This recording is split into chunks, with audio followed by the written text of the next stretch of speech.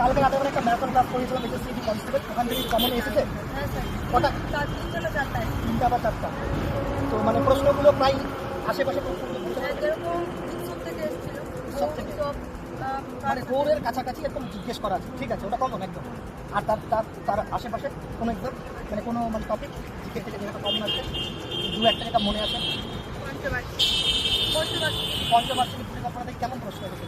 তাহলে যে সাক্ষরতা, 1951 থেকে 1956 মধ্যে আচ্ছা, আচ্ছা, বুঝতে পারছি। পঞ্চবার্ষিকী পরিকল্পনা যেটা কি হ্যারোড দেওয়ার মডেল। ঠিক আছে, বলার দরকার নেই। আর নেক্সট সেন্সাস আদমশুমারি আদমশুমারি থেকে এসেছিল।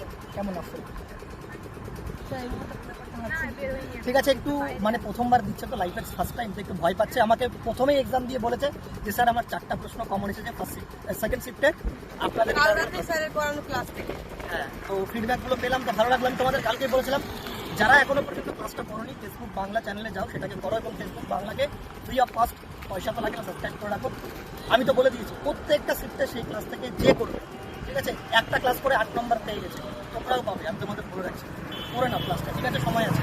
আর টিনা মণ্ডলকে তোমাদের অসংখ্য ধন্যবাদ, আশা করছি তোমার শুভকামনা জানাই। আর তুমি চলে আসো, আরেকজন ফিডব্যাক দিয়েছিল আমাদের ছাত্রী, ঠিক আছে, সুনন্দিতা, সুনন্দিতা, ঠিক আছে, সুনন্দিতারও শুভকামনা জানাই, আশা করি হয়ে যাবে। আশা করি কত নম্বর, কত মানে 110, 100